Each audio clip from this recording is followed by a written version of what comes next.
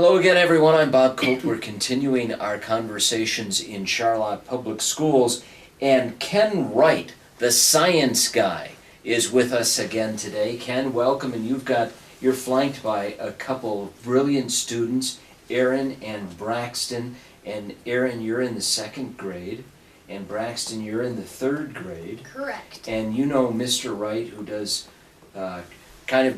experiments all the time. Ken, tell us what we're going to do today.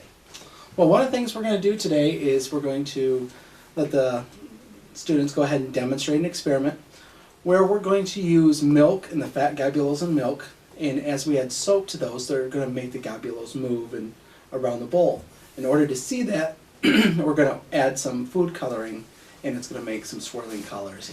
And tell us first, what does this really teach young people about science? It's very hands-on. It's very much, it's a lot easier to make that connection to real world when they can do things that they can relate to. So as we do hands-on experiments, it really enhances their learning, their ability to grasp concepts. Great. Well, are you guys ready for some hands-on stuff? Yeah. Okay. Correct. Here we go. All right. So, Ken, show us what you're going to do. Let's start the experiment. And we've got another camera here that's going to take pictures of this.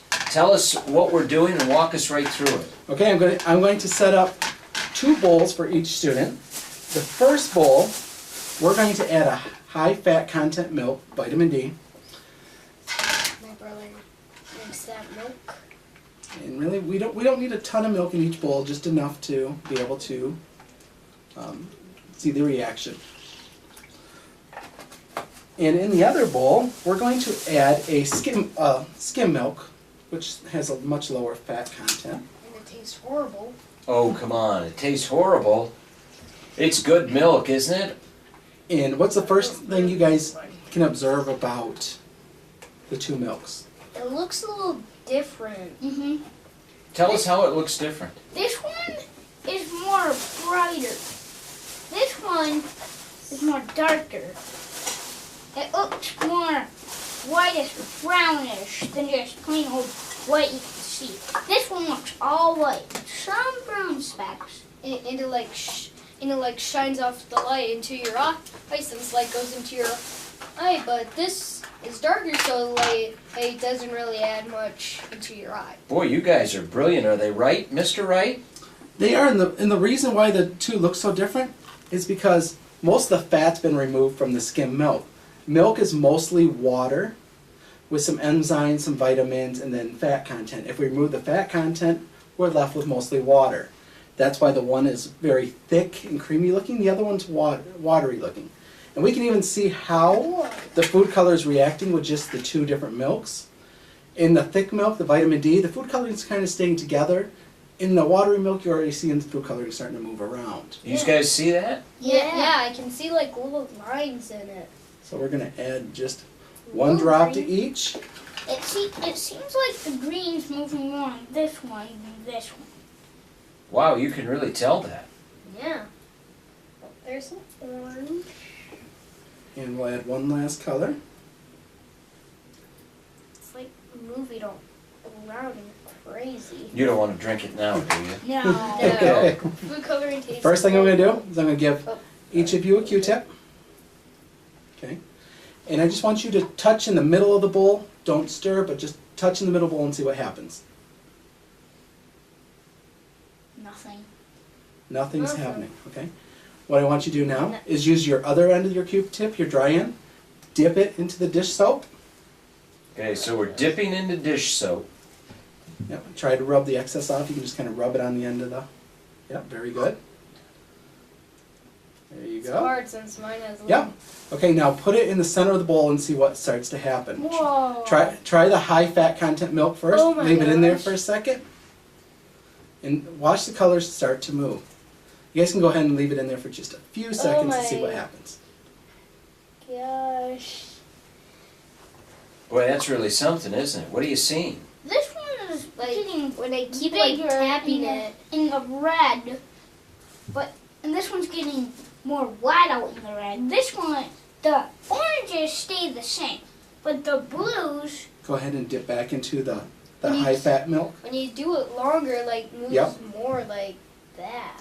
Go ahead and dip it in there and leave it in there for a few seconds into the fat milk here. This one here, Aaron. That.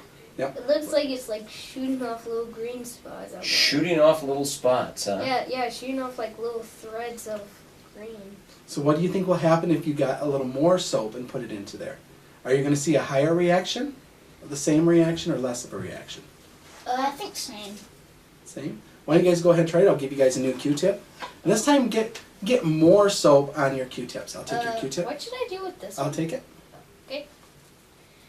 Just at least I got bread. Yep. So go ahead and Just- get a good portion on there and go ahead and dip it in. Just leave it in there for a second and see what happens. And I'll Nothing. try.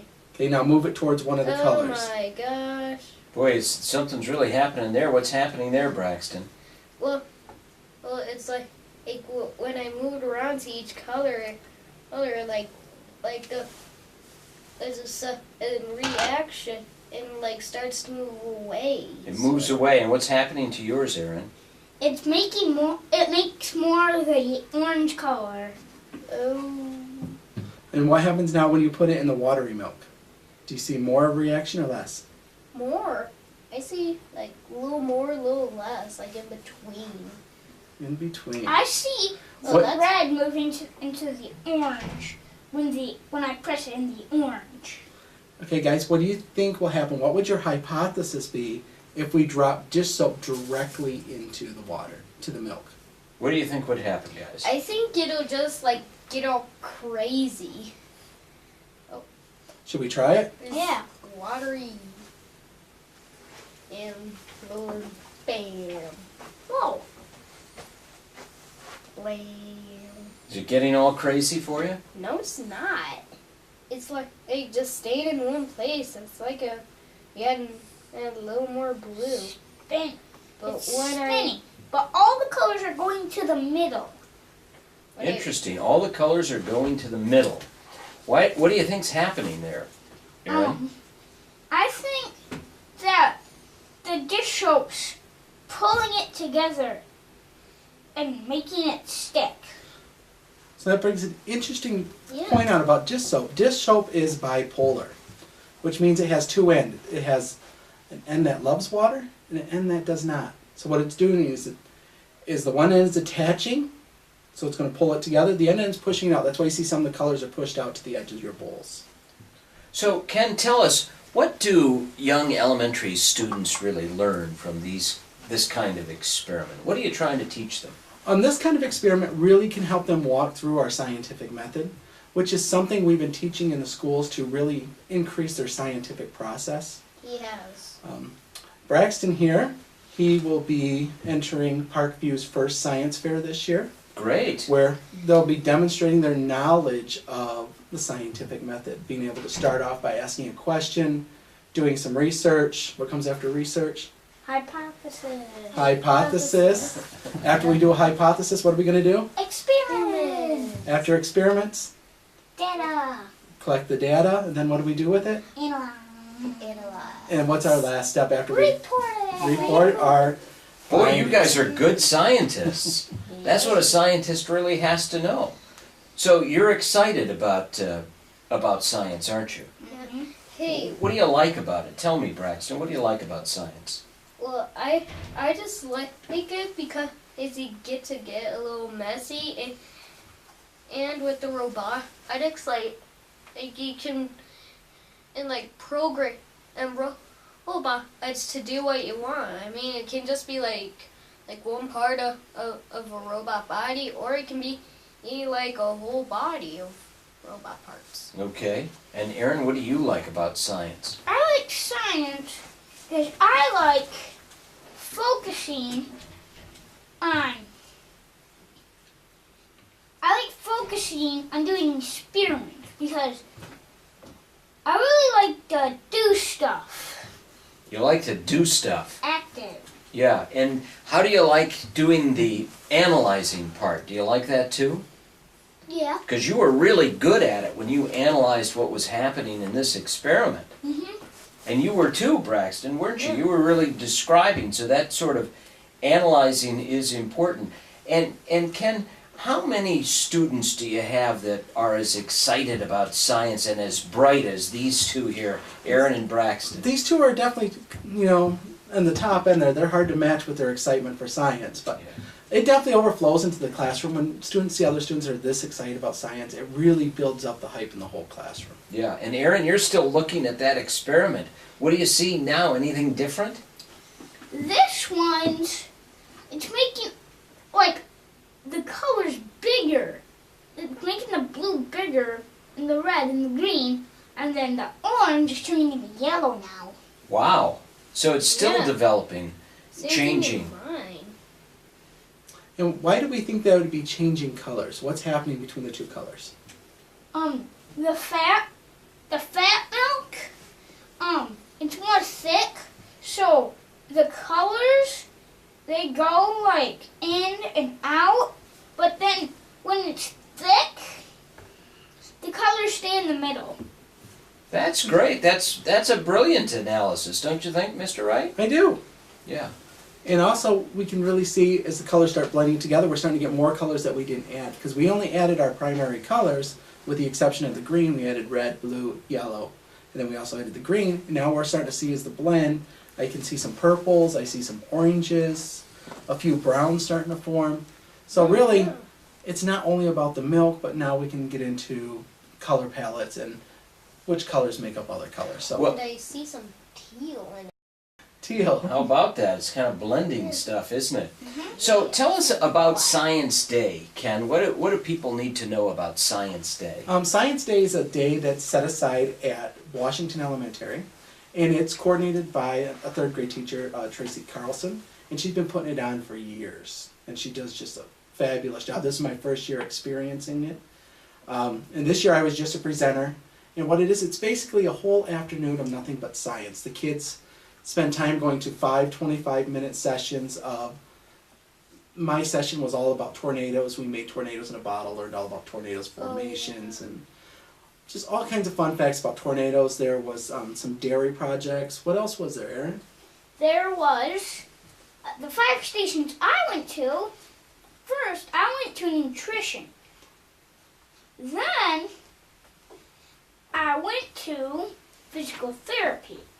Then, I went to exercise. Then, I went to pocket pets. And then at last, finally, but not last but not least, I went to chemistry, where we got to create our own thing. Brilliant. I love chemistry. And you love chemistry. Did you learn a lot? I learned that when you dip like the foam things on a sponge, that you can stick them together. Well, that's great. So you actually take away, and how do you think, what kind of experiments do you think you'll do in the future, Braxton? Well, I think I'll do a lot out of type rocket science because I really like a technology type science, and since I'm in a 4-H, we once built Lego robots. Lego robots. And so, Aaron, what kind of science do you like the most? What do you like doing the best? I like doing chemistry because I like to see things move. And Physics. yeah, physics. Thank you, Braxton. You're Physics. welcome. They're a great team here. They Ken. are. Yeah. They can do their own show. What do they even need us for I know. heaven's sakes? Yeah. So, Ken, what do you try to make kids walk away with when they go through Science Day, when they do these experiments? You're trying to open them up to a whole new world, aren't you? Right, and help them make that connection to the things that are going around. Make connections using physics. How do things move? Why is my car moving down the road? How does it start? Maybe get into the chemistry part about gasoline burning, and come up with discussions about engines. So really just to enhance their feelings about the world around them, to understand that almost everything we do relates to science somehow, and that science isn't just a single term. Science is physics, science is chemistry, science is biology, science is astronomy, science is geology. Science is all around us. So our goal really is to help them understand the scientific process and then use that to make the connections to the real world to help them solve problems that they're going to be facing later on. Well, Elementary Science Day in Charlotte Public Schools sounds fascinating. Thank you, Ken Wright, the science guy, and Braxton and Aaron. Can you look at the camera and wave? And I'm Bob Colton. We'll continue our conversations in Charlotte Public Schools. Bye. Bye.